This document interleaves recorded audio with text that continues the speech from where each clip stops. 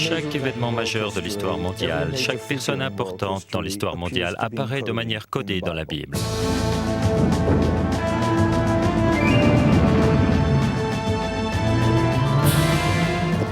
Les codes de la Bible sont une démonstration spectaculaire que ce que nous avons ici est vraiment la parole de Dieu et pas simplement une tradition historique. Ces 66 livres écrits par 40 gars différents pendant des milliers d'années constituent ensemble un système intelligent capable de délivrer un message donné de façon surnaturelle.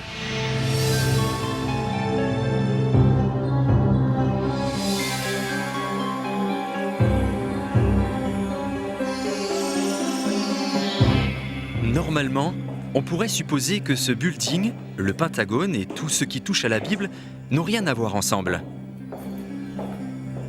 Mais en 1994, Statistical Science, une revue de mathématiques titra, rapport 3, volume 9, séquence de lettres équidistantes dans le livre de la Genèse. Ce rapport finit par arriver jusqu'à cette porte. Harold ? C'était le bureau d'Harold Gans, cryptographe principal au NSA, l'agence de sécurité américaine. Mais pour l'instant, il était absorbé par quelque chose d'autre. Tu travailles encore sur ce truc, la Bible ? Avec toutes ces combinaisons, ça fait plus de 2 semaines que tu avales des chiffres. En fait, 19 jours, 14 heures et 21 minutes. Gans savait que les sauts de lettres équidistantes étaient une sorte de code largement utilisé par différents gouvernements et leurs agents. L'idée qu'un tel code puisse apparaître dans le livre de la Genèse était difficile à croire pour lui. Je sais pas pourquoi tu perds ton temps. Je pense que c'est une pure coïncidence ou une pure bêtise. Je suis sûr que tu as raison, mais Rips a créé le programme original et c'est Statistical Science qui a publié les conclusions. Eliyahu Rips ? Mais c'est un mathématicien de niveau mondial. Qu'est-ce qu'il fabrique dans un truc de religion ? Ça t'étonne, n'est-ce pas ?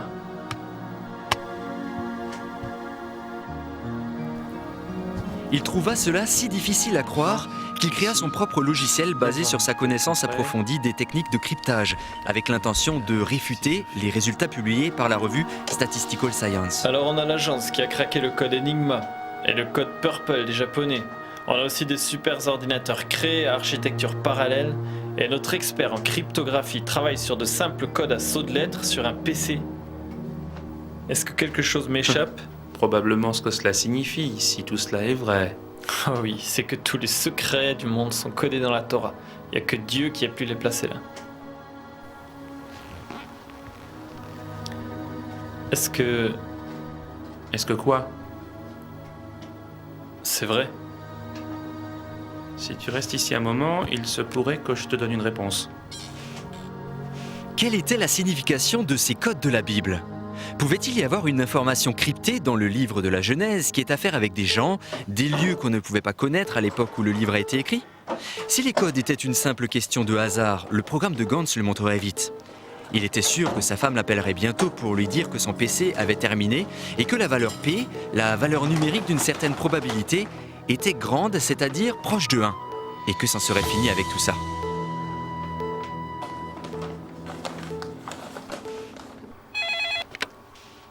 C'est Gans. Ah, salut. L'ordinateur a fini ?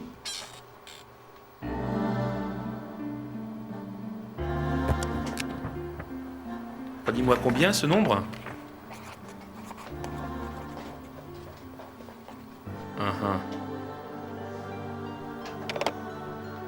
Alors ? Eh bien, en fait, c'est exact.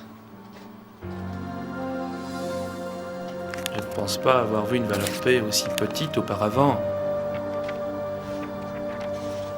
La probabilité que ce code ait pu apparaître par hasard est pratiquement nulle.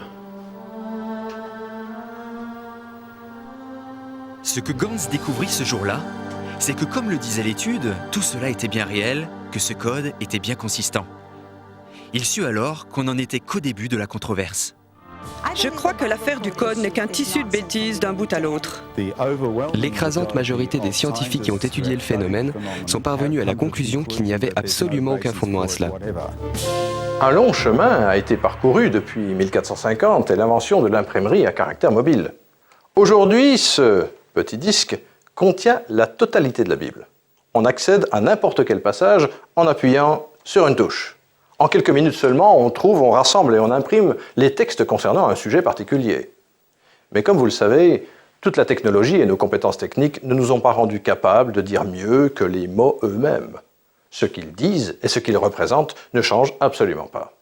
Il y a toutefois quelque chose qui a récemment captivé ceux qui étudient la Bible ainsi que les scientifiques.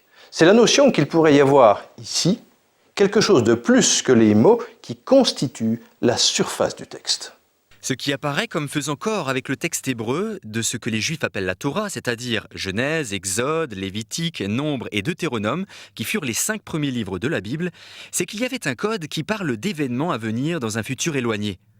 Un code qui, selon certains, ne pourrait avoir été placé là que par l'auteur, Dieu lui-même. Quelques chercheurs ont même suggéré que Yeshua, le nom hébreu de Jésus, a été trouvé en code dans l'Ancien Testament.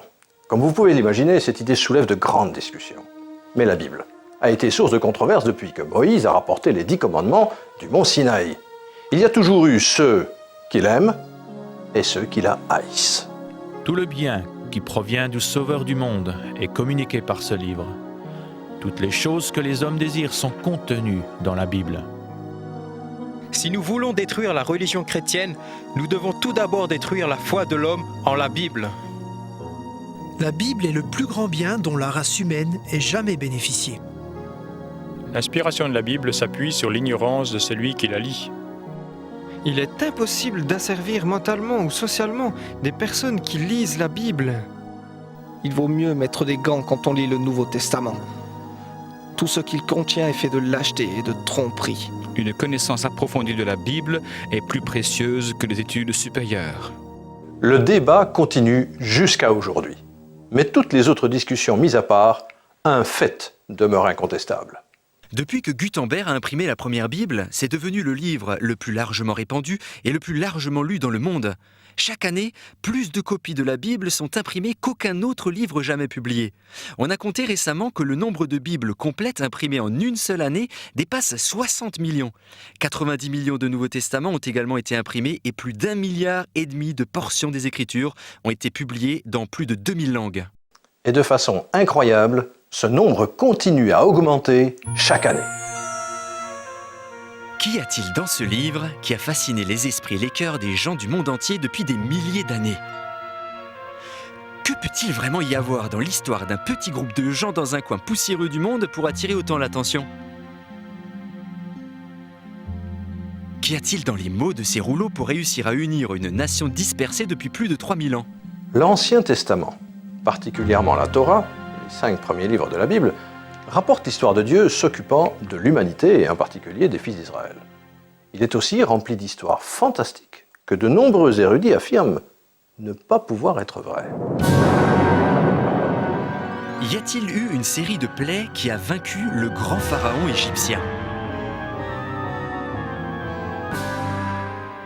Un homme appelé Moïse a-t-il vraiment reçu les 10 commandements et la loi directement de Dieu ? Ce même Moïse a-t-il pu ouvrir un chemin à travers la mer Rouge ?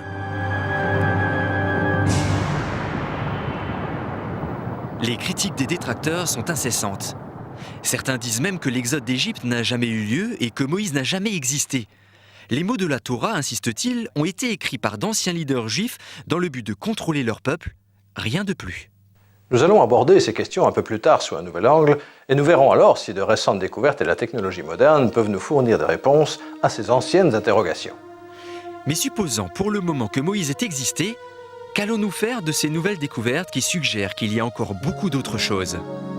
Aujourd'hui, la question qui se pose au grand jour est finalement de savoir s'il y a des informations sur des peuples actuels, des lieux et des événements intégrés dans le texte biblique ancien. Y a-t-il en fait un code de la Bible ?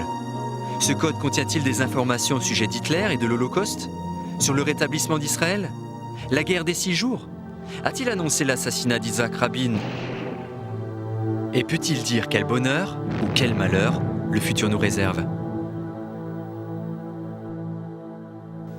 Il y a 6 ans, j'étais en Israël pour rencontrer le chef des services secrets israéliens pour un sujet totalement différent. Et c'est par hasard que j'ai entendu parler du travail d'un très célèbre mathématicien à Jérusalem. Il avait trouvé le jour exact du début de la guerre du Golfe dans le code de la Bible. À ce moment-là, j'ai pensé que ce n'était que des bêtises. Pour moi, c'était quelque chose d'absurde. J'ai dit, je ne suis pas religieux, je me suis éloigné. Ensuite, je me suis renseigné sur ce mathématicien. Eliyahu Rips n'est pas une personne ordinaire. C'est un expert mondial dans la théorie des groupes, un domaine des mathématiques qui sous-tend la physique quantique. Il est considéré comme l'un des plus grands mathématiciens du monde, alors je suis allé le voir. Mais en moi-même, j'étais certain qu'en moins d'1 heure, j'aurais trouvé pourquoi c'était faux, parce que ça ne pouvait pas être vrai. Il ne pouvait pas y avoir de code dans la Bible. Personne ne peut connaître le futur. Au lieu de passer 1 heure avec le Dr Rips, j'ai passé 1 semaine avec lui.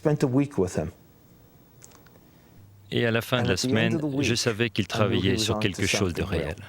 Les autorités officielles d'Israël n'ont ni confirmé ni démenti que l'information concernant la première attaque de Scud provenait de chercheurs impliqués dans l'étude du code de la Bible.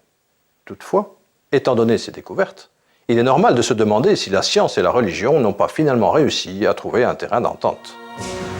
3 semaines avant que la guerre du Golfe ne commence, le Dr Rips et ses collègues en Israël ont trouvé en code dans la Bible Saddam Hussein, pris un jour, ennemi, Scuds et la date. 18 janvier 1991, en fait l'équivalent de l'ancien calendrier hébreu. Peut-être qu'avant de continuer, nous devrions essayer de répondre à certaines questions posées par les critiques, en commençant par la question la plus fondamentale de toutes. L'homme Moïse a-t-il vraiment existé? Selon le livre de l'Exode, à l'époque où Moïse est né, le pharaon d'Égypte avait décrété que tous les enfants hébreux mâles devaient être tués. La mère de Moïse, ne voulant pas suivre cet horrible édit, mit son jeune fils dans une corbeille faite de roseaux et la laissa dériver sur la rivière. La fille de Pharaon trouva la corbeille, prit l'enfant et en fit son propre fils. De fils d'esclaves hébreux, Moïse devint en une seule journée le petit-fils de Pharaon. Mais la vie de Moïse à la cour de Pharaon eut une fin brutale quand il vit un chef de corvée égyptien battre un esclave hébreu et que, furieux, Moïse attaqua l'Égyptien et le tua.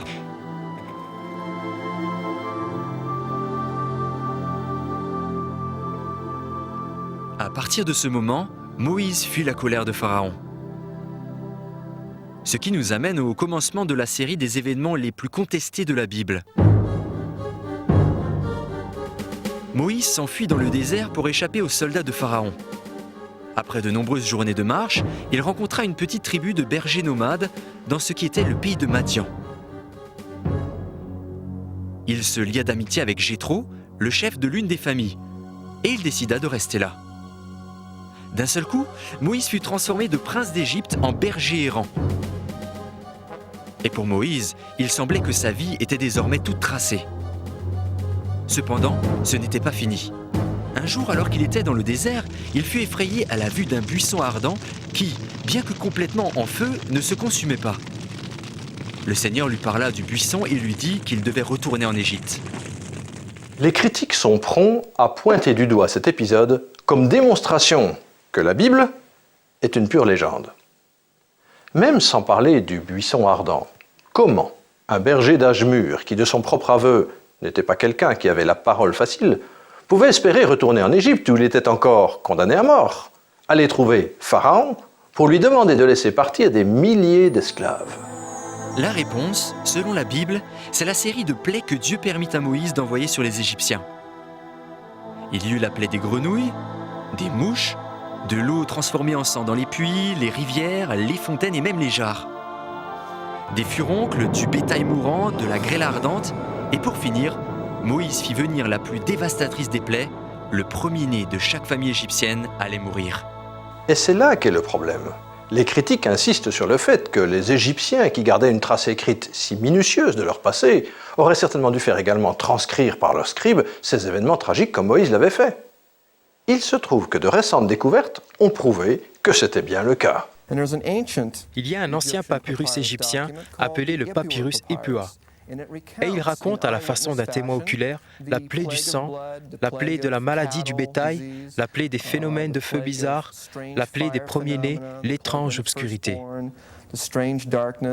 Tous les événements qu'auparavant nous pensions ne pouvoir connaître que par la Bible, nous pouvons les lire dans les écrits égyptiens.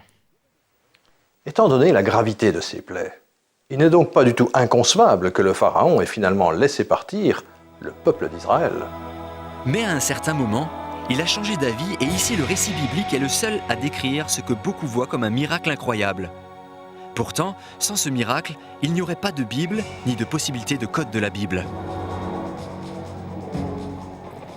L'armée des chars de Pharaon gagna rapidement du terrain sur la masse de gens essayant de trouver son chemin dans le désert du Sinaï. Soudain, ils se retrouvèrent en face de la mer Rouge avec l'armée du Pharaon derrière eux.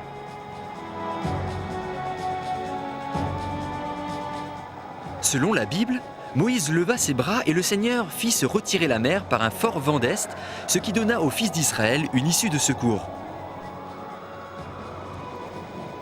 On peut seulement imaginer quel formidable acte de foi ce fut pour les fils d'Israël de suivre l'ordre de Moïse et de s'engouffrer dans ce qui, peu de temps avant, était une mer infranchissable. La route était ouverte devant eux, mais ce n'était qu'une étroite bande de terre avec un mur d'eau des deux côtés. Derrière eux, l'armée de Pharaon, voulant à tout prix les détruire, les poussait à s'enfuir. Terrifiés, mais face à une mort certaine, ils se précipitèrent sur l'étroit pont de terre. Il n'est pas difficile d'imaginer l'armée du Pharaon immobile, regardant incrédule la fuite des Israélites et leur accordant un temps précieux pour terminer leur traversée.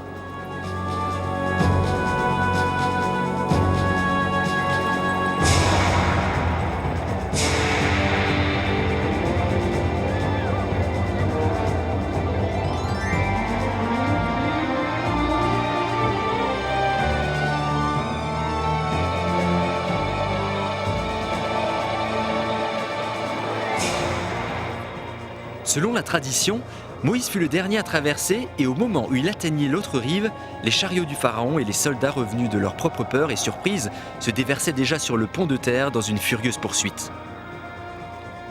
Cependant, leur destinée devait être tout autre.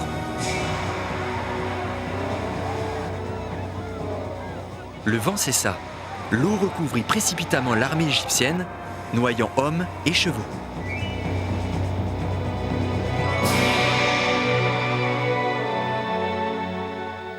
Mais une chose pareille, était-elle possible? Chose curieuse, ce fut Napoléon qui a découvert le premier que cela avait effectivement pu se produire. À cet endroit, en 1799, les ingénieurs de Napoléon ont découvert sous l'eau une crête de 200 mètres de large qui s'étendait d'un bord à l'autre. Ces ingénieurs calculèrent la durée exacte pour traverser cette bande de terre quand le vent d'est soufflait suffisamment pour repousser la masse d'eau.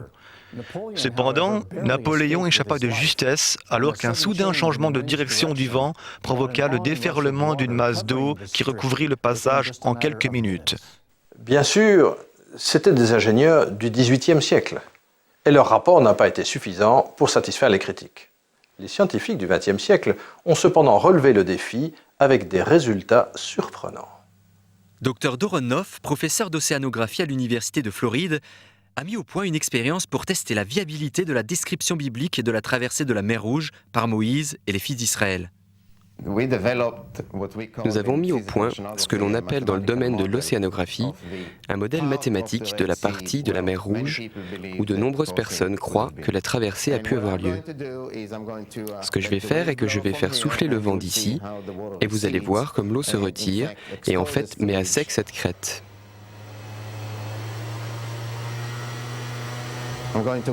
Je vais graduellement augmenter la vitesse du vent.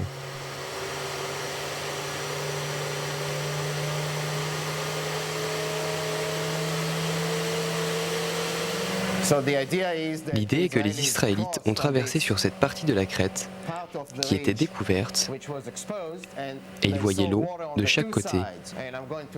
Maintenant, je vais arrêter le vent et je vais le faire abruptement et vous allez voir comme l'eau revient. Allons-y. L'eau cherche à revenir à sa position initiale et la gravité provoque une vague qui va à une vitesse que nous avons calculée être de 5 mètres par seconde environ, ce qui est bien sûr une vitesse à laquelle on ne peut pas échapper. L'expérience du Dr Knopf démontre que le puissant vent d'Est a réellement pu ouvrir un passage à travers la mer Rouge, suffisant pour que les fils d'Israël traversent, et comme l'a démontré Napoléon, une fois que le vent s'est arrêté, il n'y avait plus pour l'armée de Pharaon de possibilité de s'échapper. La recherche moderne a montré qu'il était possible pour les esclaves en fuite d'avoir traversé la mer Rouge à cet endroit particulier. Mais comment savons-nous que c'est à cet endroit que Moïse a emmené son peuple ? Une fois encore, c'est une technique moderne qui nous montre le chemin, littéralement. La photographie satellite infrarouge fait apparaître une migration importante de gens, leur campement et leur déplacement à travers la péninsule du Sinaï dans une corrélation étonnante avec le compte-rendu biblique de l'Exode. Avec la photographie satellite infrarouge, d'importantes découvertes archéologiques ont été faites dans le monde entier. Il y a une piste qui descend le bras ouest de la mer Rouge. Son bras gauche descend au bout de la péninsule du Sinaï et s'arrête là. Elle sort de l'autre côté et part vers le nord, vers les plus hautes montagnes dans la région de Djebel el-Lawz. Et nous avons trouvé ce qui, je pense, est une preuve archéologique importante que quelque chose a eu lieu à Djebel el-Lawz. Nous avons trouvé au pied de cette montagne 12 piliers de 6 mètres de diamètre. Pourquoi pas 7 ? Pourquoi pas 11 ? Pourquoi 12 ? Avec les 12 tribus de Moïse, le scénario correspond parfaitement. De plus, sur le plat devant cette montagne, nous avons trouvé un gros tas de pierres d'environ 7 ou 8 mètres de haut. Il y a une inscription égyptienne. Pas un dessin arabe, mais un dessin égyptien du veau d'or. Et en plus, au pied de la montagne, nous avons trouvé des symboles en forme d'ailes dirigées vers la montagne. Et là, nous avons trouvé du marbre. Une pierre de marbre ronde. En voici une partie. Cette pierre n'est pas originaire de cette partie d'Arabie Saoudite. Quelqu'un l'a transportée depuis un endroit très éloigné. Quelque chose a réellement eu lieu sur cette montagne et cela pourrait très bien être l'Exode. Toutes ces découvertes semblent confirmer qu'on ait trouvé le véritable mont Sinaï correspondant à celui qui est décrit dans la Bible. Cela a-t-il pu alors être la vraie route de l'Exode ? Sommes-nous en vue du mont Sinaï de la Bible et de la miraculeuse rencontre qui produisit la Torah ? La technologie moderne, semble-t-il, peut confirmer qu'un homme nommé Moïse a bien existé, qu'il y a eu un exode massif d'un peuple hors d'Égypte et que ce peuple a traversé la mer Rouge pour aller dans l'ancien pays de Madian, actuellement l'Arabie Saoudite. Mais Moïse, fut-il l'auteur de ce livre, de la Torah, c'est-à-dire les 5 premiers livres de la Bible ? Et la technologie moderne peut-elle confirmer ce qui est peut-être la découverte biblique la plus fantastique de tous les temps, l'existence du code de la Bible ? Pour trouver la réponse à cette question, nous devons tout d'abord essayer de déterminer comment la Torah fut réellement écrite. C'est important parce que si le code existe, le texte entier devrait être le même aujourd'hui que quand Moïse l'a descendu de la montagne. Après presque 4000 ans de copies et traductions, est-ce même possible ? Le docteur Eliyahu Rips a décidé de trouver une réponse à cette question et en 1982 a commencé une étude intensive destinée à prouver ou réfuter une fois pour toutes l'ancienne tradition juive qui soutient qu'il y a des messages cryptés cachés dans la Torah. C'était 12 ans avant que l'étude complète soit publiée et vienne à la connaissance d'Harold Gans. Depuis cette étude, le mystère du code de la Bible a soulevé à travers le monde entier un intérêt pour le texte ancien et provoqué un débat passionné parmi les scientifiques comme parmi les spécialistes de la Bible. Mais cette idée d'une sorte de code dans la Bible est-elle réellement nouvelle ? Que dit la Bible elle-même, s'il y a quelque chose à dire, d'une information cachée ou scellée dans ses pages ? N'y a-t-il pas eu, au travers des siècles, d'autres personnes qui aient essayé de découvrir des secrets cachés dans les pages de la Bible ? S'il y a vraiment quelque chose à découvrir, alors qu'ont-ils découvert ? Nous allons essayer d'apporter des réponses à ces questions et par là même à celle qui est peut-être la plus fascinante de toutes. Après des siècles d'opposition, la science et la religion vont-elles finalement se rejoindre en une simple expression de la vérité ? Certains suggèrent que c'est déjà fait. Quand vous vous arrêtez pour y réfléchir, La Bible est vraiment un livre étonnant. Il a fallu 1500 ans pour la former. 40 auteurs différents ont contribué à son contenu dans 3 langues et comme nous la connaissons aujourd'hui, elle contient 66 livres en 2 testaments, l'Ancien et le Nouveau. La première question qui vient à l'esprit est comment un ouvrage qui a été si long à rédiger, si complexe, avec tant d'auteurs différents, pourrait-il contenir un code quelconque ? Il y a une ancienne tradition parmi les Juifs concernant la Torah. Cette tradition prétend que, contrairement à tous les autres livres de l'Écriture, la Torah n'a pas seulement été inspirée, mais directement dictée à Moïse par Dieu, comme une longue séquence, lettre par lettre, sans ponctuation ni espace entre les mots. Les Juifs, comme les chrétiens, considèrent depuis longtemps que les paroles de la Bible sont divinement inspirées. Mais cette tradition-ci suggère quelque chose de différent, quelque chose d'encore plus stupéfiant. Elle suggère que Dieu a littéralement écrit la Torah. Cela peut-il être vrai ? Nous devons chercher si cela a un véritable fondement, s'il existe une preuve de cette tradition. Il nous faut comprendre que dans le texte ancien, il n'y avait pas d'espace entre les mots. Les spécialistes appellent cette forme d'écriture scripta continua. En d'autres termes, c'était juste un flot de lettres dont vous déduisez où se trouvaient les espaces entre les mots. Les archéologues ont découvert une inscription rédigée comme cela de 22 lignes. C'est un fait bien établi en archéologie. Les espaces entre les mots auxquels nous sommes habitués ont été introduits apparemment à l'époque d'Esdras, bien longtemps après Moïse. Il semble donc que la tradition est un appui archéologique. Cela signifie que pendant les 40 jours et 40 nuits pendant lesquels Moïse était sur le mont Sinaï, il était occupé à écrire la séquence de 304 805 lettres de la Torah. La question qui nous vient immédiatement à l'esprit est pourquoi ? Quelle pouvait être la raison pour qu'un tel ouvrage fût construit de façon si stricte et si rigoureuse ?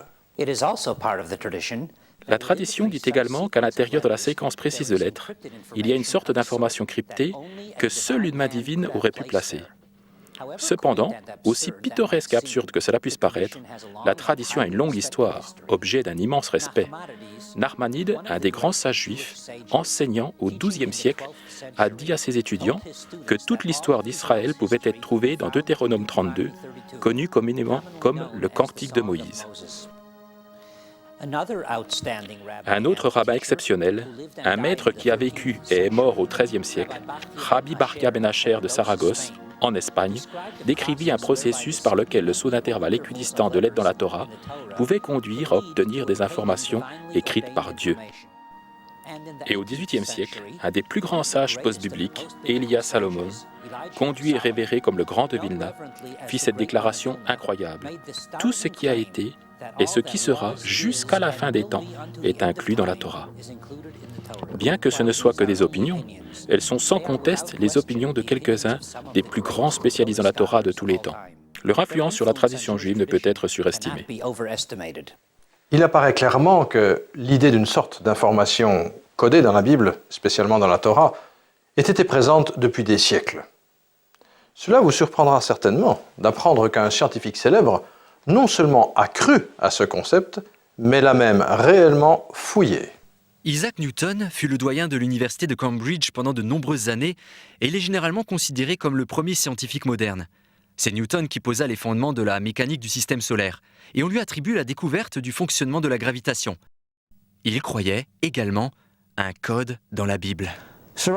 Isaac Newton, qui était mieux placé que quiconque, a dit que l'univers entier, pas seulement la Bible, l'univers entier était un cryptogramme, un code établi par le Tout-Puissant et que c'était à nous de reconstruire ce puzzle.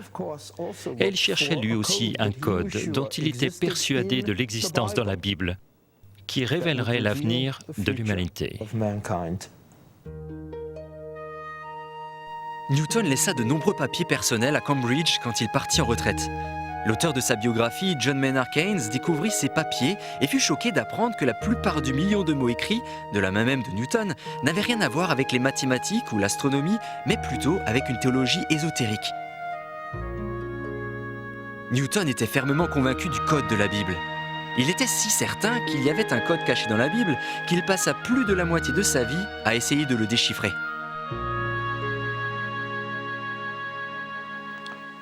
Le secret du code de la Bible, s'il existait réellement, allait devoir rester caché pendant encore 300 ans. Ironiquement, c'est la plus grande tragédie de l'histoire juive qui allait préparer le chemin de la découverte scientifique d'informations codées dans la Bible. La Première Guerre mondiale a prouvé que la capacité à craquer les codes de l'ennemi est absolument vitale pour gagner une guerre. À la fin de la Seconde Guerre mondiale, la cryptanalyse, l'art de faire et trouver les codes, était bien en train de devenir une science. Un petit groupe de mathématiciens polonais avait percé le cryptage supposé indéchiffrable du code allemand Enigma en 1934. Quand l'Amérique entra en guerre, le US Signal Corps, devenu plus tard la NSA, National Security Agency, gardait une longueur d'avance dans l'évolution constante des codes, donnant aux généraux alliés des renseignements précieux sur la stratégie allemande. Mais afin de rester à la hauteur avec des codes qui changeaient constamment, ils ont été obligés d'opérer d'énormes quantités de calculs. Ils en arrivèrent à construire un énorme calculateur mécanique qu'ils appelèrent la Computation Machine. Ces machines à calculer firent de l'analyse cryptographique une science viable.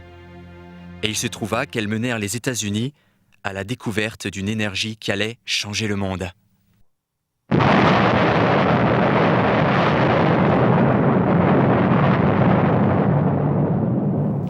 Pendant la Deuxième Guerre mondiale, nous étions sur un programme intensif de développement de la bombe atomique qui nécessitait des calculs importants. Le docteur von Neumann à Los Alamos et le docteur Alan Turing, tous deux scientifiques de niveau mondial, collaborèrent pour nous donner ce qui allait devenir l'ordinateur, ce qui fut utile autant pour la bombe atomique que pour décrypter le code Enigma des Allemands. L'invention de la bombe atomique changea indubitablement le cours de l'histoire mondiale. Mais l'invention de l'ordinateur lui-même a apporté des changements encore plus grands.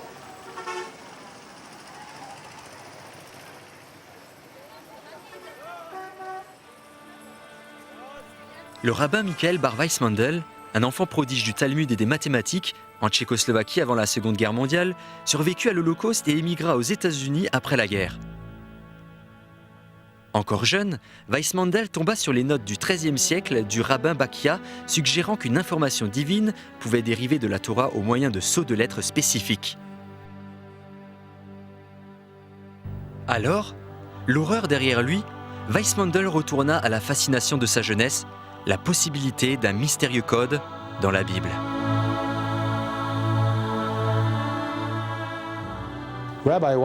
Le rabbin Weissmandel, à travers sa diligence et sa détermination dans ses études de la Torah, fit des découvertes remarquables. Le mot Torah en hébreu est composé de 4 lettres, Tav, Vav, Resh, He, qui sont pour nous comme T, O, R et H. Notons ici que l'alphabet hébreu consiste en 22 lettres qui sont essentiellement des consonnes. On en déduit généralement les voyelles. Le son O est donné ici par une lettre qui, en fait en hébreu, n'est pas une voyelle. Dans le livre de la Genèse, si vous allez à la première lettre correspondant à un T, si vous comptez 49 lettres et prenez la suivante, en d'autres termes la 50e lettre, vous arrivez à la lettre qui correspond au son O. Vous comptez 50 lettres supplémentaires, vous trouvez un Resh correspondant à notre R. Si vous comptez encore 50 lettres, et vous trouvez un He, c'est-à-dire H. En d'autres termes, c'est comme si vous aviez trouvé T-O-R-H à intervalle de 49 lettres. C'est l'orthographe du mot Torah. Comme tel, c'est plutôt intéressant, mais on pourrait très bien l'attribuer au simple hasard. Mais quand vous allez dans l'Exode, vous découvrez la même chose. Arrivé à T, 49 lettres plus loin, vous trouvez O, R, H de la même manière. À nouveau, cela semble voulu. En fait, il est plutôt intéressant de savoir que ce nombre 50, c'est le nombre de jours qu'a duré l'Exode jusqu'au moment où la Torah a été donnée sur le mont Sinaï. En passant au Lévitique, le 3e livre, on ne trouve rien de semblable. Mais vous allez dans le 4e livre de la Torah, les nombres et la même chose se produit, mais seulement si vous écrivez Torah à l'envers. Bizarre.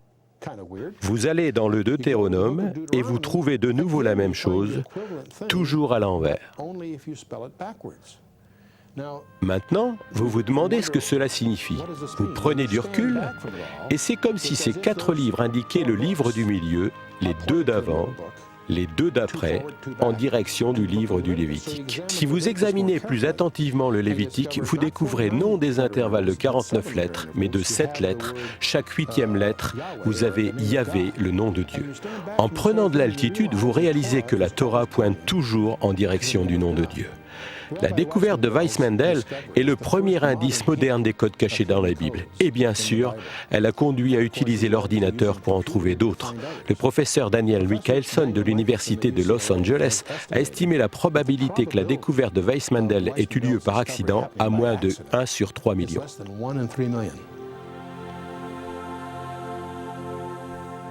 Cette découverte a aussi une signification importante concernant l'ancien chandelier, la menorah encore utilisée aujourd'hui dans les pratiques juives. Comme les lampes de l'ancien chandelier d'Israël, le mot hébreu Torah pour loi était codé par intervalles de 50 lettres dans les paragraphes du début de la Genèse et de l'Exode. Les lampes de l'Est étaient tournées vers la lampe du serviteur, la lampe de Dieu qui était élevée au-dessus des autres. Le Lévitique révèle que la lampe du serviteur était un type de Yahvé, nom hébreu de Dieu, codé par intervalle de 8 lettres dans le premier verset. Dans l'ancienne Ménorah, les lampes situées à l'ouest étaient tournées vers la lampe du serviteur. Suivant ce schéma, on a trouvé le mot Torah codé à l'envers dans les paragraphes du début des Nombres et du Deutéronome. Exactement comme les lampes de l'autre côté de l'ancienne Ménorah étaient allumées par la flamme de la lampe la plus haute représentant Dieu, ces 4 Torahs codés montrent la gloire de Yahvé, le nom de Dieu dans le Lévitique. Ce fut la découverte de Weissmandel il y a 50 ans qui a finalement convaincu un petit groupe de scientifiques israéliens que l'ordinateur pourrait être la clé qui dévoilerait l'ancien mystère du code de la Bible. C'est Eliyahu Rips, un des plus brillants experts mondiaux en mathématiques, qui élabora le premier modèle mathématique permettant de tester la viabilité des codes par saut de lettres que Weissmandel avait apparemment démontré. Mais il sollicita bientôt l'aide de Doron Witztum, un étudiant diplômé en physique spécialisé dans la relativité générale, et Yoav Rosenberg, un jeune brillant informaticien. Ensemble, ils espéraient montrer scientifiquement s'il existait ou non un code dans la Bible. Ce serait une entreprise longue et fastidieuse. En créant le logiciel pour le code de la Bible, le Dr Rips utilisa le texte original hébreu des 5 premiers livres de la Bible. Les mots que, selon la Bible elle-même, Dieu dicta à Moïse sur le mont Sinaï il y a 32 siècles. Et il ne fit qu'éliminer les espaces entre les mots, de sorte qu'au lieu de mots sur une page, cela devint une longue suite de lettres. 304 805 caractères hébreux. De la première lettre de la Genèse à la dernière lettre du Deutéronome, sans espace entre les mots. Ainsi peut-être le Dr Rips restaurait-il la Bible, la Torah, les 5 premiers livres de la Bible dans sa forme originelle. En tout cas, il ne changea pas l'ordre des lettres. Il élimina seulement les espaces entre les mots. Il programma ensuite un ordinateur pour chercher, en réalité, un code très simple qui révélerait de nouvelles informations. Utiliser un saut de lettres constant et révéler de nouvelles informations. Peut-être que nous devrions prendre quelques instants pour expliquer exactement ce qu'est une séquence de lettres équidistantes, ou code ELS, et comment on le trouve.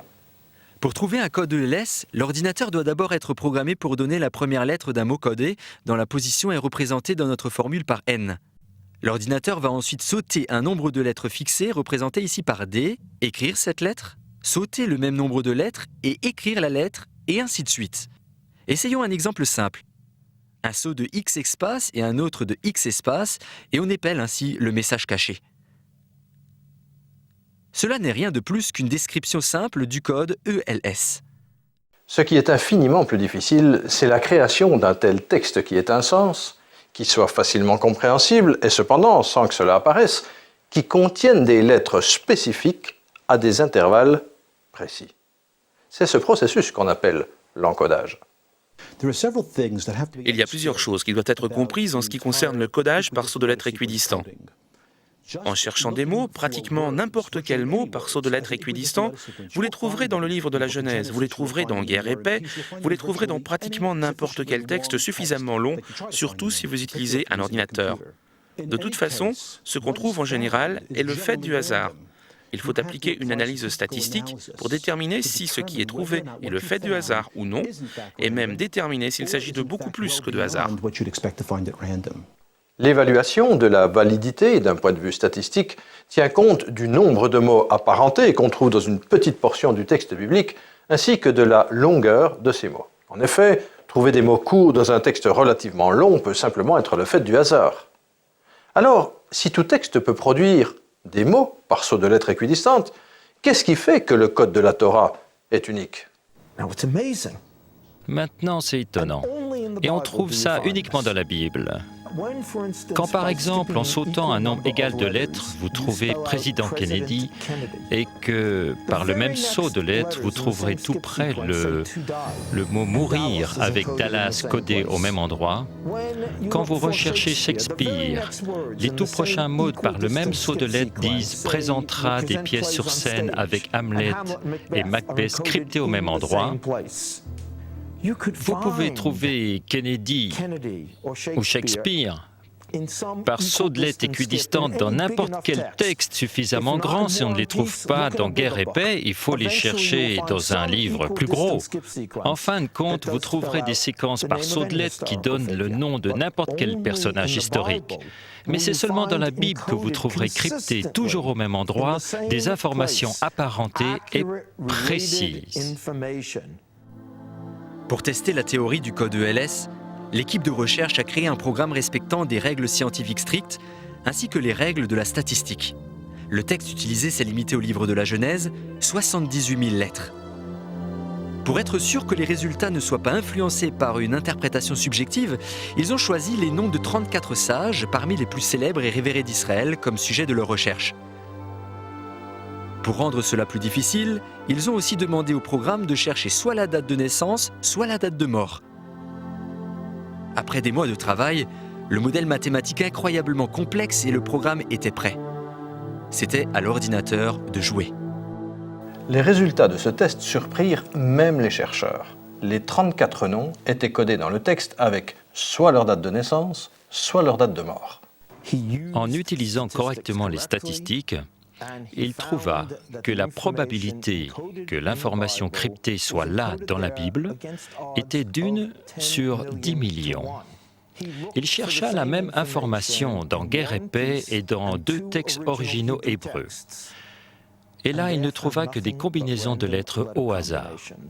C'est seulement dans la Bible qu'il a trouvé une information concordante et cohérente avec une probabilité de 1 sur 10 millions.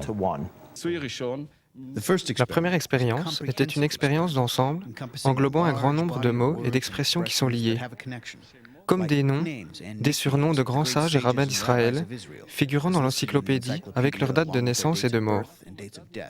Nous avons mesuré s'il y avait effectivement une tendance à trouver de tels liens et les résultats ont montré l'existence de ces liens avec une probabilité très faible que cela soit le fait du hasard. À cette époque, Harold Gans, spécialiste en cryptographie à la NSA dans le Maryland, entendit parler du test et des résultats obtenus. J'ai reproduit l'expérience et j'ai obtenu exactement les résultats qu'ils avaient mentionnés. Je suis allé plus loin et j'ai fait une autre expérimentation. Au lieu de mettre ensemble les noms des rabbins avec leur date de naissance et de mort, je les ai mis avec les lieux de leur naissance et de leur mort. Grande ou petite ville, village ou quel que soit le lieu où ils sont nés ou sont morts. Et les résultats que j'ai obtenus ont été encore plus significatifs que l'expérience originale faite par Witztum et Rips. À ce moment-là, j'ai su sans l'ombre d'un doute que le code était bien réel. J'ai senti un frisson me parcourir la colonne vertébrale. Encouragés par les résultats, ils envoyèrent leur étude au prestigieux journal américain de mathématiques Statistical Science pour être examinée et peut-être même publiée. Il faut savoir que rien n'est publié dans Statistical Science avant d'avoir été examiné en profondeur par au moins un expert indépendant et parfois 2. Dans cet exemple, la documentation fut soumise séparément à 3 experts différents. À la suite de sa publication, une déclaration fut faite par 5 mathématiciens 2 de l'université de Harvard, 1 de Yale et 2 de l'université hébraïque, qui appuyaient tous cette découverte. Robert Cass, le rédacteur en chef du journal Statistical Science et professeur de l'université Carnegie Mellon, a déclaré « Nos experts étaient perplexes. Leurs convictions préalables leur faisaient penser que le livre de la Genèse ne pouvait vraiment pas contenir d'informations sérieuses concernant des individus de l'époque moderne. Cependant, quand ils effectuèrent des vérifications supplémentaires, l'effet persista. L'article est ainsi proposé aux lecteurs de Statistical Science comme un défi stimulant. Tout en moi, en tant que scientifique et également en tant que juif, était contre la possibilité d'un tel phénomène. Cependant, le travail de Witztum, Rips et Rosenberg apporte une démonstration scientifique probante qu'avec une expérimentation scientifique intense, le phénomène apparaît bel et bien. Je suis allé rencontrer les mathématiciens à Harvard, à Yale, à l'université hébraïque, et ils connaissaient le docteur Rips. Ils connaissaient son travail et ils m'ont tous dit que le code était réel. J'ai demandé au docteur Rips de chercher des choses dont il ne se doutait pas jusqu'à ce que je les lui demande. Et il les a trouvées dans le code de la Bible. Et il avait la traduction hébraïque de Guerre et Paix comme texte de contrôle. L'information était cryptée dans la Bible, mais pas dans Guerre et Paix. Et c'était comme cela à chaque fois.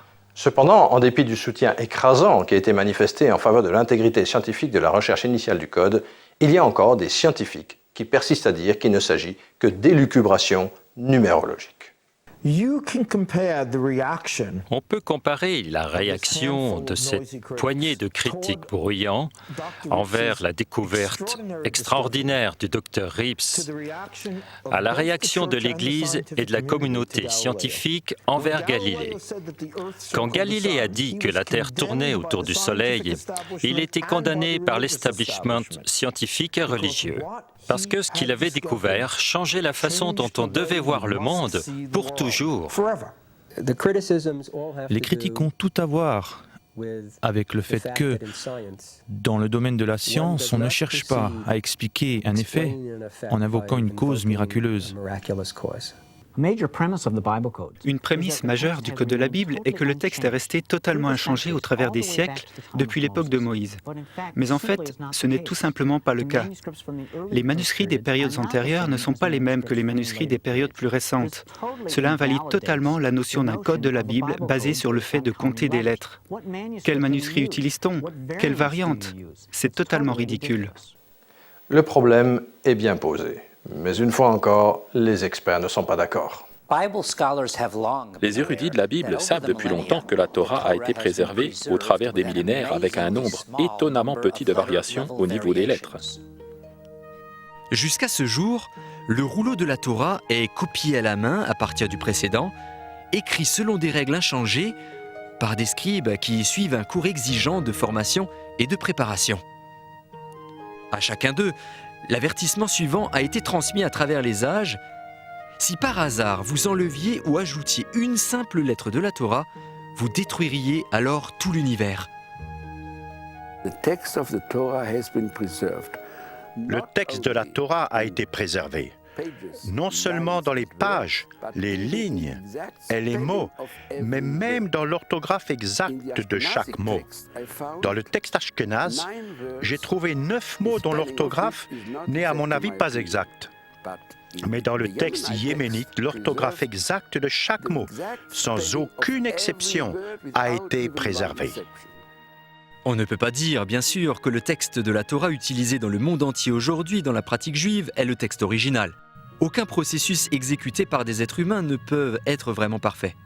Mais le petit nombre d'erreurs qui sont connues pour s'être glissées au cours des siècles est surprenant.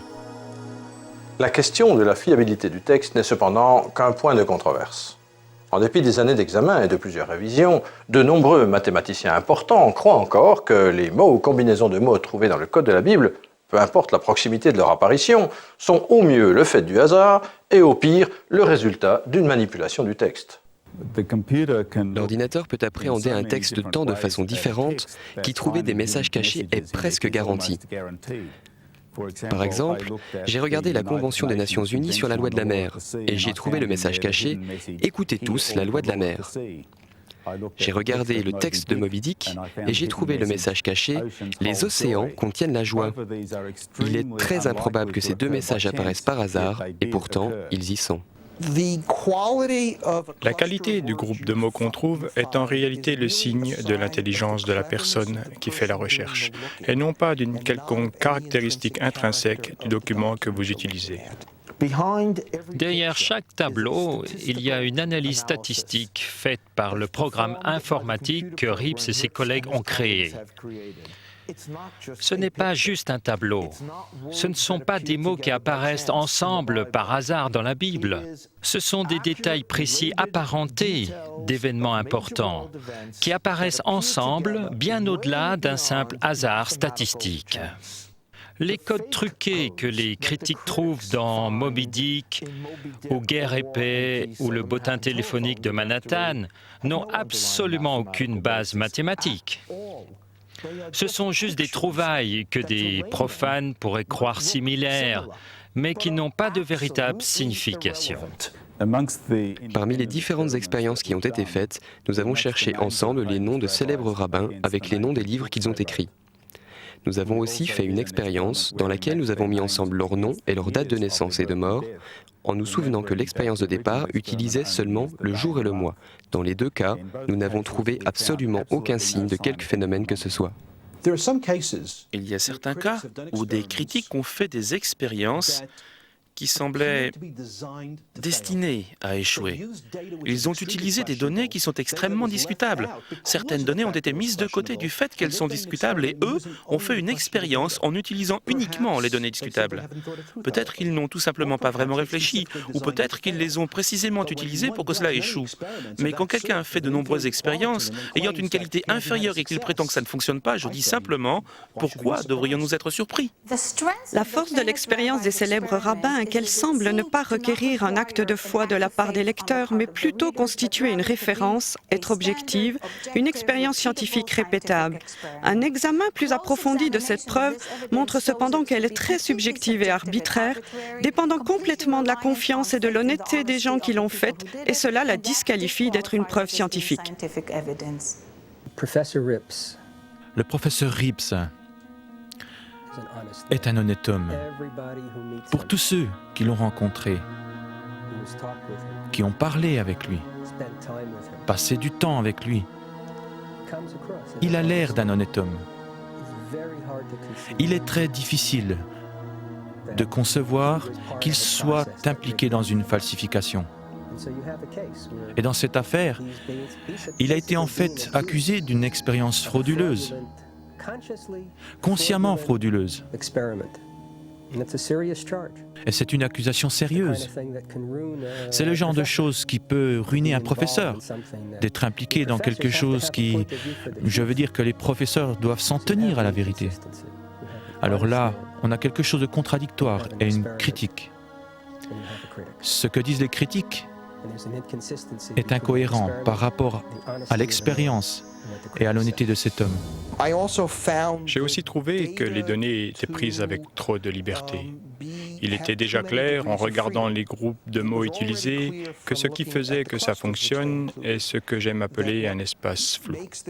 C'est le fait que quelqu'un a fait un choix, que c'est à cause de ce choix qu'il trouve quelque chose. On peut ainsi continuer à chercher jusqu'à trouver quelque chose qui fonctionne. Laissez-moi encore vous montrer une expérience faite par un chercheur indépendant, le docteur Alex Rothenberg. Et la beauté de son expérience est qu'il n'y a absolument aucun critère à géométrie variable. Ce code, trouvé dans le livre de la Genèse, est en rapport avec le livre d'Esther et il ne permet aucune manipulation. Nous prenons les noms des 10 fils de l'infâme Aman. Ils moururent tous le même jour, le 13e jour du mois d'Adar. Nous prenons à nouveau les noms et les dates de mort de ces 10 personnes, mais cette fois, l'orthographe nous est donnée dans le livre d'Esther. Il n'y a ni changement, ni manipulation possible. Nous utilisons l'orthographe tel qu'il apparaît et vérifions s'il se trouve à proximité de la date de mort. Yod Gimel Baradar. Incroyable. Une de ces dates de mort se continue d'une façon codée dans le mot Purim, le nom de la fête célébrée dans les livres d'Esther. En utilisant cette date particulière, on obtient une probabilité incroyablement petite en ce qui concerne la proximité des noms de ces 10 fils avec cette date particulière de mort. Il n'y a pas de place pour la manipulation, il n'y a aucune possibilité d'avoir changé cela de quelque façon que ce soit. Les noms eux-mêmes sont orthographiés dans un document vieux de plusieurs milliers d'années. Je pense que c'est une des choses les plus impressionnantes que nous ayons. Supposons pour l'instant que le code soit réel. Quelle est sa signification? Que représente l'existence de ce code pour le juif ou le chrétien moyen? Des scribes intelligents, en travaillant dur, auraient-ils pu placer le code dans le texte au cours des siècles? Selon toutes les autorités, la Torah est dans sa forme actuelle depuis au moins 2000 ans, depuis qu'elle a été traduite en grec sous le règne de Ptolémée Philadelphe à Alexandrie. Ce sont les Septante. On peut montrer par les lois de la mécanique quantique, plus précisément le principe d'incertitude, ainsi que par la théorie du chaos, qu'il est absolument impossible, dans le cadre des lois de physique et de mathématiques actuelles, de connaître le futur en détail, comme nous l'observons dans ces codes. Par conséquent, nous en déduisons que l'auteur du code n'est pas lié par les lois de la physique et des mathématiques telles que nous les connaissons. C'est évidemment bien au-delà des capacités de l'homme. En fait, l'homme n'a pu découvrir ces codes avant l'arrivée de l'ordinateur. Il lui était donc impossible de les y avoir placés. Le fait même que ces codes existent est la signature du Créateur lui-même. C'est sa façon de nous assurer qu'il est précisément celui qu'il dit être. Dans ce document, c'est le cœur de la tradition judéo-chrétienne. Beaucoup croient qu'avec la découverte des codes de la Bible, la science nous a donné une meilleure compréhension de l'origine divine de la Bible. Mais qu'est-ce que la Bible elle-même a à dire à propos des messages cachés ? Beaucoup de gens sont surpris de découvrir qu'il y a des codes dans la Bible, et le code par saut de lettres équidistantes n'en est qu'un. Certains sont cachés, d'autres sont révélés. Certains sont le point clé du récit, comme l'écriture tracée par une main sur le mur dans Daniel 5. La Bible dit que c'est la gloire de Dieu de cacher une chose, et la gloire des rois, c'est de les trouver. L'ordinateur nous a simplement rendu possible la découverte de codes qui auraient été très difficiles à trouver sans cela. Au départ, on pensait que seule la Torah contenait des codes. Maintenant, nous savons que tout le Tanakh, appelé communément l'Ancien Testament, a une information codée dans le texte hébreu. Des logiciels sont actuellement en cours d'élaboration pour déterminer si ce code existe dans le texte reçu, c'est-à-dire le Nouveau Testament grec, utilisé par exemple pour la traduction de la Bible King James. Peut-être que la science et la religion, ennemies de toujours, vont finir par s'accorder. Mais confirmer l'existence du code n'était que le début de l'aventure. C'est l'information elle-même, contenue dans le code, qui a déclenché le débat et encore une fois attiré l'attention du monde sur la Bible. En 1994, Michael Drosnin, écrivain et ancien journaliste au Wall Street Journal et au Washington Post, se rendit en Israël pour rencontrer un ami proche du Premier ministre, Yitzhak Rabin. Il lui apporta une lettre aux implications effrayantes. Utilisant moi-même le code de la Bible, en recherche depuis environ 2 ans, j'ai trouvé en code le nom du Premier ministre d'Israël, Yitzhak Rabin. La seule fois que son nom apparaissait codé, il était très clairement traversé par les mots « l'assassin assassinera ». J'étais choqué. Alors je me suis rendu en Israël et j'ai rencontré l'ami le plus proche d'Yitzhak Rabin, un écrivain israélien très connu, Raïm Gouri. Et dans cette lettre, j'ai dit à Rabin exactement ce que je vous ai dit, que la seule fois où son nom était codé dans la Bible, les mots « l'assassin assassinera » traversaient son nom.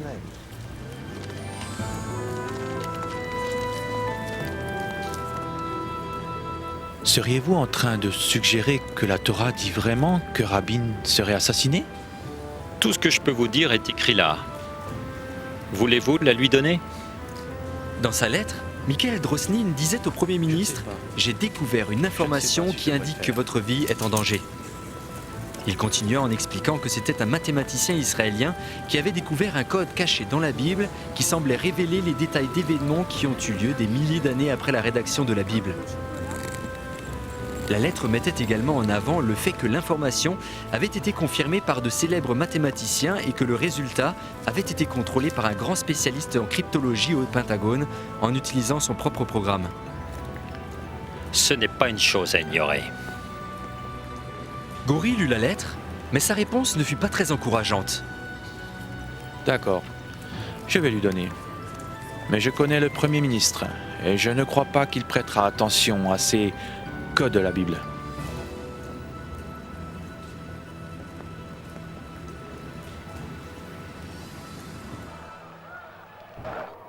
La supposition de Gori se révéla exacte. Le Premier ministre ne fit aucune tentative pour contacter Drosnin et apparemment ignora complètement la mise en garde. Et bien sûr, il fut tué 1 an plus tard, exactement comme le code de la Bible avait dit qu'il le serait. En fait, il a été tué la même année que la découverte du code, quasiment 1 an avant. J'avais échoué. Parce que j'avais essayé d'avertir le Premier ministre. J'avais tout fait pour mettre l'avertissement entre ses mains. Mais il a ignoré cet avertissement. Il est mort. Je ne contrôle pas ce que font les gens, encore moins ce que fait un Premier ministre. J'ai l'habitude de rendre compte des événements qui se sont déjà produits et non pas de dire aux gens ce qui risque d'arriver demain. C'est une position très bizarre pour moi en tant que journaliste. Mais je ne peux pas ne pas en tenir compte. Je ne fais pas ce que j'ai toujours fait en tant que journaliste. Je vérifie l'information et une fois que j'ai vu qu'elle était exacte, je la partage avec le plus de monde possible. Mais maintenant, la responsabilité est plus lourde. Il n'y a pas de doute là-dessus. Dans son livre « Le Code de la Bible », Michael Drosnin explique une série d'événements en détail. Cependant, la découverte de l'assassinat de Rabin dans le Code de la Bible a déclenché la controverse sur un plan tout à fait nouveau. Le code peut-il être utilisé pour voir le futur ? Et sinon, à quoi sert-il ? Les codes de la Bible sont là, et alors que le futur se produit, ils confirment que l'Écriture est la parole de Dieu divinement inspirée. Le code de la Bible révèle des détails précis au sujet de gens et d'événements qui ont pris place longtemps après que la Bible a été écrite. On peut parler d'événements récents, comme l'attentat d'Oklahoma où nous avons le nom du bâtiment qui a explosé, le Murrah Building. En code également, on trouve même le nom de l'homme qui a été arrêté et accusé du crime, Timothy McVeigh. Tout cela encodé dans un document vieux de 3000 ans. Watergate est encodé. La seule fois que le mot apparaît, il y a une question. Qui est-il ? Président, mais il fut chassé. Crise économique est encodée une fois dans la Bible et avec l'année du grand crash boursier, l'année du début de la Grande Dépression, 1929. La collision de la comète avec Jupiter en juillet 1994 a été trouvée 2 fois avant la collision. Elle apparaît 2 fois en code dans l'Ancien Testament avec le nom exact de la comète, Shoemaker-Levy, qui n'avait été découverte qu'1 an auparavant. Dans les 2 cas, le nom de la comète croise vraiment le nom de la planète Jupiter. Et dans l'une des occurrences, nous avons le jour exact de l'impact. Bien sûr, la Deuxième Guerre mondiale et l'Holocauste sont clairement codés avec d'extraordinaires détails.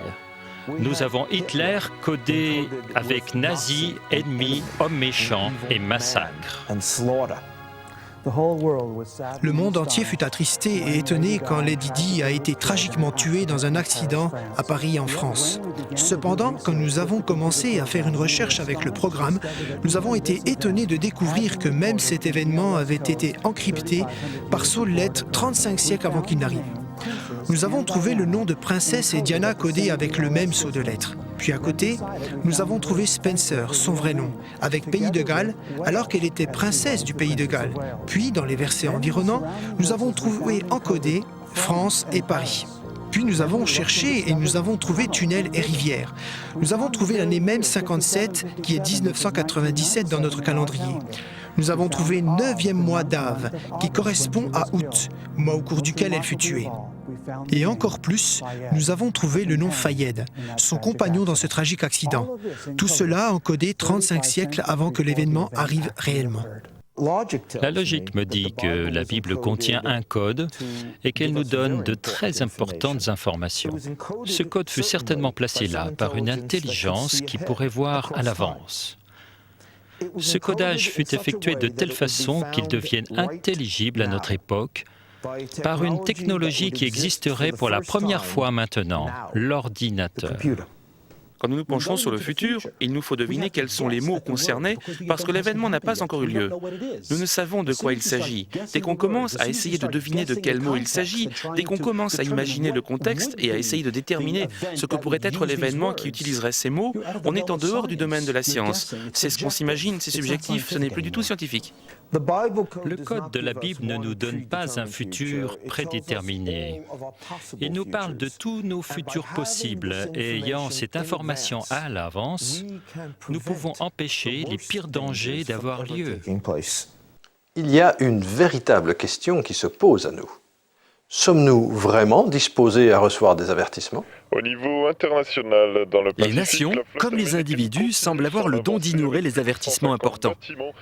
La Seconde Guerre mondiale nous donne d'excellents exemples.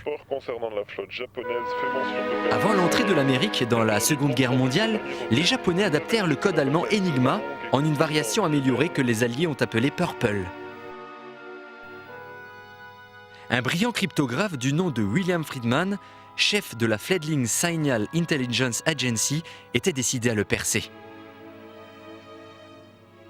Avec un dévouement incroyable, Friedman perça le code en à peine plus de 20 mois. Ses efforts furent si intenses qu'à peine le travail achevé, il fit une dépression nerveuse, mais l'impossible avait été fait.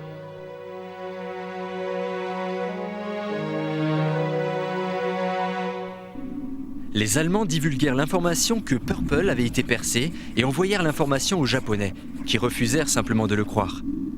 Ils poursuivirent leur plan d'attaque de Pearl Harbor. Le fait est que les services secrets interceptèrent et décodèrent une transmission de l'amiral Yamamoto à sa flotte.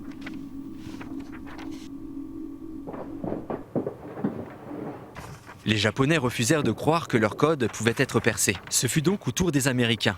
La Naval Intelligence avait en main confirmation que la flotte japonaise se dirigeait vers Pearl Harbor.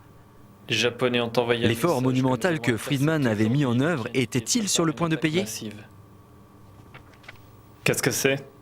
Ça vient d'arriver, monsieur. Nos hommes, au renseignement, ont percé Purple. Ouais, c'est ça.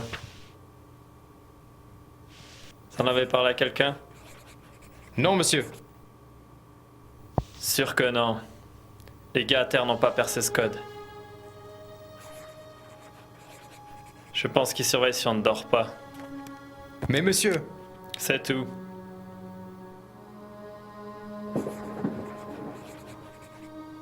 Le Signal Intelligence Service avait intercepté et décodé un message de l'amiral Yamamoto à ses flottes et avait immédiatement passé l'information au service de la marine, mais l'avertissement avait été ignoré. Même les officiers américains n'ont pas cru que le code avait été percé.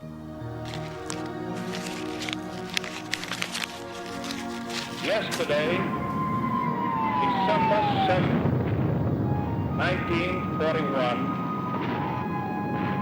a date which will live in infamy. The United States of America was suddenly and deliberately attacked by naval and air forces of the Empire of Japan. Il semble y avoir une similitude tragique entre l'attitude des amiraux d'alors et le vif désir de certains scientifiques et spécialistes d'aujourd'hui d'ignorer le code de la Bible. Ignorer ce code pourrait-il se révéler aussi désastreux ?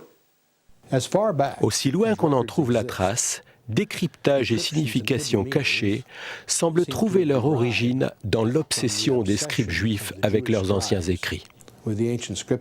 Et ces techniques ont conduit aux techniques de cryptage de la Renaissance, qui menèrent aux recodeuses et au cryptage mécanique de la Seconde Guerre mondiale, détrônés bien sûr par l'ordinateur moderne. Il est intéressant que ce soit maintenant l'ordinateur qui nous permette de découvrir les codes secrets qui apparemment étaient cachés là depuis le début. L'assassinat du Premier ministre israélien Yitzhak Rabin a-t-il été prédit une année avant qu'il n'arrive effectivement ? Le livre du Deutéronome contient-il une série de mots codés qui révèlent les noms d'importants participants à l'actuel processus de paix en Israël ? Aurions-nous pu savoir des mois à l'avance que le bureau fédéral d'Oklahoma City serait détruit par une bombe et connaître le nom de l'auteur de cet attentat ? Y a-t-il enfui dans le texte ancien de la Torah des informations sur l'assassinat de Robert Kennedy ? Des prédictions sur l'homme marchant sur la Lune et des avertissements concernant le naufrage du Titanic ? Sommes-nous en train de découvrir que Dieu a réellement dicté à Moïse, il y a presque 35 siècles, des avertissements censés nous concerner aujourd'hui ? Alors que les critiques du code de la Bible continuent à s'attaquer aux premières découvertes du code, de nombreux développeurs de logiciels ont mis sur le marché leurs programmes qui ont fait progresser la recherche sur le code bien au-delà des premières conclusions de la fin des années 80. La nouvelle recherche de sauts de lettres équidistants a dépassé les anciennes découvertes de modèles d'association de mots pour passer à des découvertes de matrices complexes. Voici la matrice complexe de Thomas Edison, révélant dans un modèle ordonné 55 détails historiques importants sur sa vie.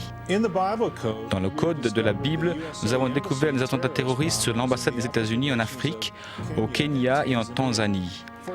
Par exemple, dans l'attentat du Kenya, on trouve 19 termes faisant référence à de nombreux faits spécifiques qui décrivent l'attaque des terroristes, tous situés dans une matrice compacte centrée sur AG 1.14. Ambassade était le terme central de la matrice avec USA traversant 3 fois ambassade. Nous avons trouvé dans la même matrice le lieu, Nairobi, Kenya, 7 août 1998, la date de l'attentat, le matin à 10h45, alors que 247 personnes avaient été tuées, massacrées par une bombe. Nous avons aussi trouvé les noms des 3 terroristes présumés. Dans le code de la Bible, l'avertissement le plus important est que nous pourrions faire face au véritable Armageddon, une guerre nucléaire mondiale, peut-être dans un futur proche. Alors même que la controverse continue, nous ne devons pas perdre de vue le fait que, peu importe quels experts nous choisissons de croire, en dernière analyse, c'est chacun de nous qui devra décider quel impact cette nouvelle réalité va avoir sur ses pensées et sur ses actes. Il semble que la science a prouvé que le code de la Bible est davantage que le simple fait du hasard. Et l'étendue du champ concerné par ce cryptage semble aller très au-delà de ce qui aurait été humainement concevable. Se pourrait-il qu'il s'agisse d'une information communiquée à dessein par un plan divin, comme l'a suggéré le rabbin Bachia ? La découverte des codes de la Bible au cours de notre génération apporte aux sceptiques une preuve puissante que la Bible est véritablement la parole inspirée de Dieu.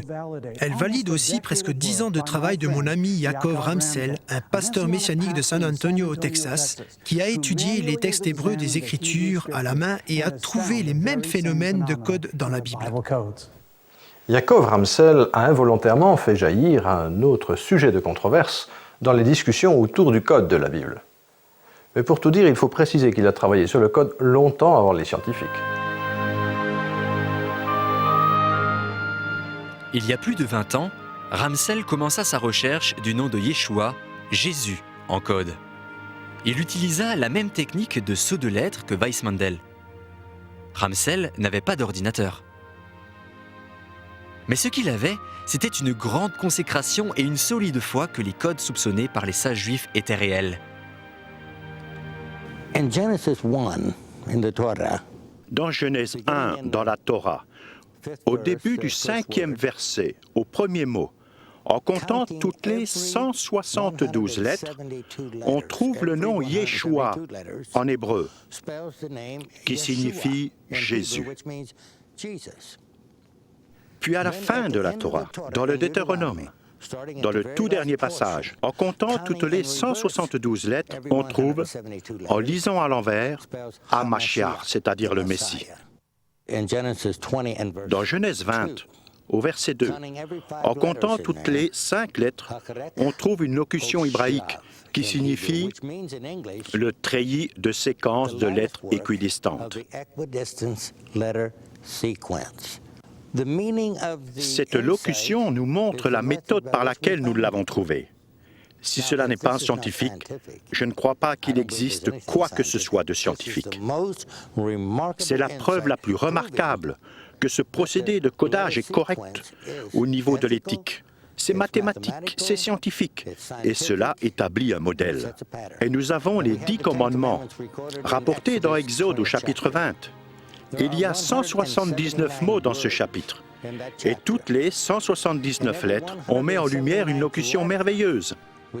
Si on compte toutes les 179 lettres, on voit Hoshea Yeshua Shmi, qui veut dire « Salut du Seigneur, mon nom est Jésus ». Bien sûr, des critiques ont dit que le travail de Ramsell relevait d'une pure coïncidence, indiquant même que si le nom de Yeshua apparaît, il ne se réfère pas nécessairement à Jésus de Nazareth. Le prophète Ésaïe a écrit une puissante prophétie sur la venue du Messie qui est rapportée dans Ésaïe chapitres 52 et 53. Cette prophétie remarquable du futur Messie est souvent appelée la prophétie messianique du serviteur souffrant. Dans une analyse minutieuse de cette prophétie brève mais très détaillée, Yaakov Ramsell a fait plusieurs découvertes étonnantes. Non seulement Dieu a encodé le nom de Jésus dans ces passages, mais les noms de quasiment tous ceux qui ont été impliqués dans la crucifixion et son ministère. Il a trouvé Jésus, le Nazaréen, Messie, les 3 Maries, les 2 grands prêtres, Anne et Caïphe, le roi Hérode, Pilate et les noms des disciples de Christ, tous trouvés dans un passage prophétique. 41 noms sont en code dans la prophétie d'Ésaïe. Un fait concernant la Bible, et celui-ci n'est pas controversé, c'est que l'Ancien et le Nouveau Testament comportent quantité de nombres. Certains de ces nombres sont très simples et d'autres laissent le lecteur totalement perplexe. La clé du code de la Bible pourrait-elle se trouver dans ces nombres énigmatiques ? Il serait difficile de découvrir le nombre de fois où 7 apparaît d'une façon significative dans la Bible. Cette église, 7 chandeliers, 7 sceaux, 7 trompettes, 7 tonnerres, 7 anges, 7 miracles, 7 béatitudes et les 7 jours de la Genèse. Et on commence simplement à gratter la surface. Weissmandel a découvert Yahvé par sceau de 7 lettres.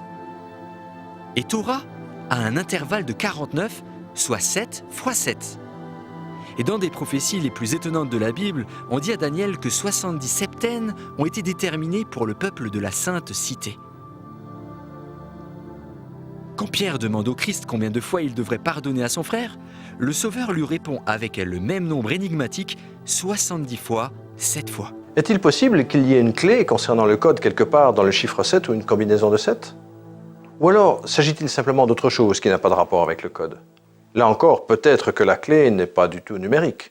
Le code ELS est bien sûr basé sur des nombres, mais peut-on montrer qu'il existe d'autres types d'informations contenues dans le texte ?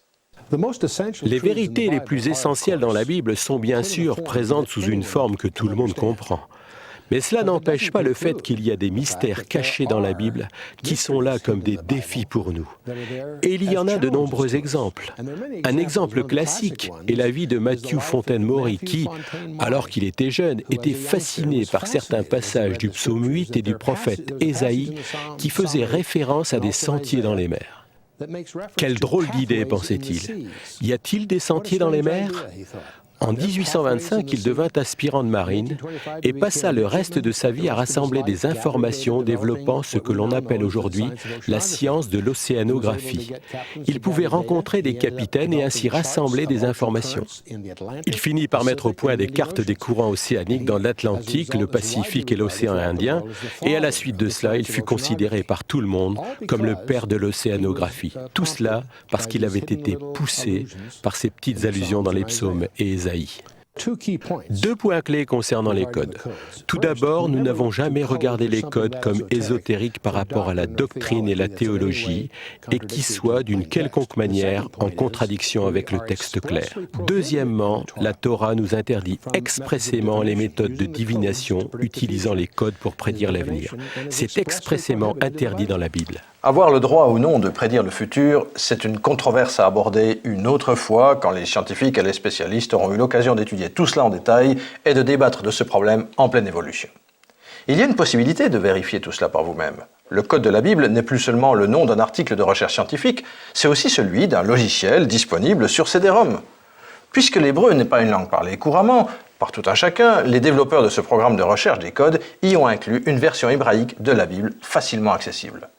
La procédure est vraiment très simple si vous connaissez l'anglais. Voici comment ça fonctionne.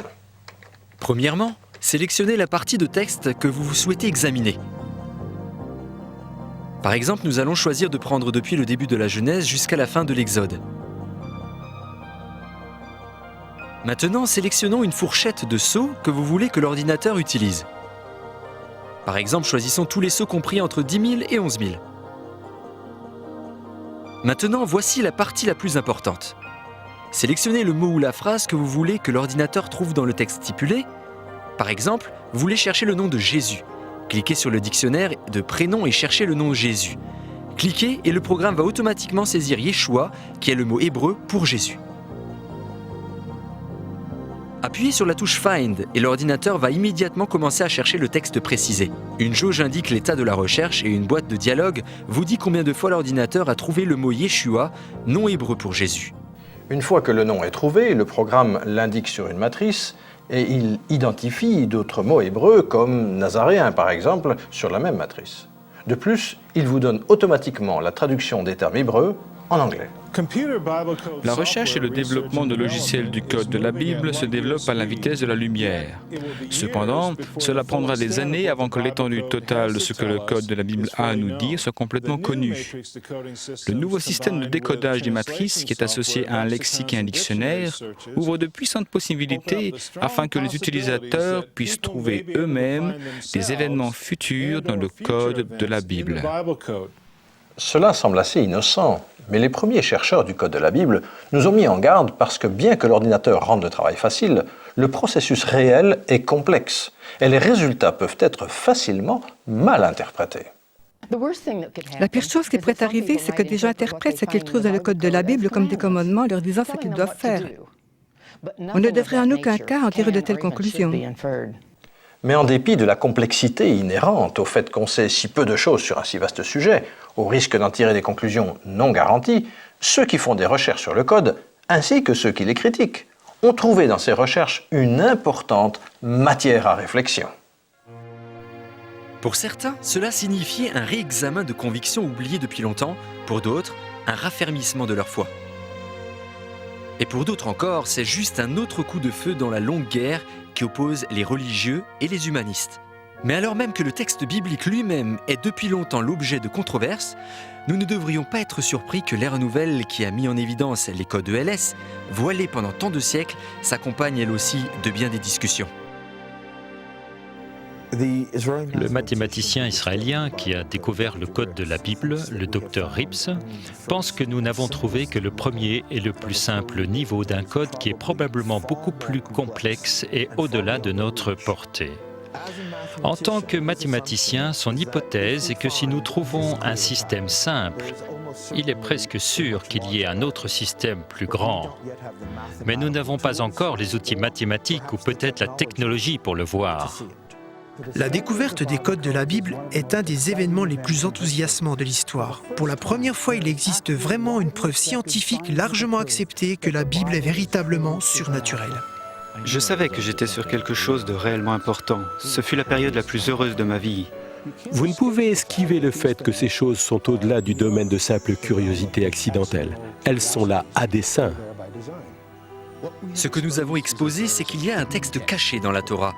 Et ce que nous constatons, c'est que dans ce texte, le futur, le présent et le passé sont tous en code, et ainsi cela englobe toute chose. La bonne nouvelle, c'est qu'une intelligence a pris suffisamment soin de nous pour nous laisser ses avertissements et nous donner ces informations. C'est une très bonne nouvelle, vraiment. La question maintenant, c'est qu'allons-nous en faire? Tout dépend entièrement de nous. Dans un monde qui est devenu sceptique et même hostile envers la parole de Dieu, le code de la Bible a bâti un pont entre la science et la religion et a imposé un réexamen des anciennes vérités tenues pour sacrées par des millions de personnes. Le code semble aussi engendrer une nouvelle conscience de la divinité des Écritures parmi des individus de toute croyance. Ce seul fait pourrait faire de la découverte du code de la Bible l'événement le plus important de l'ère moderne.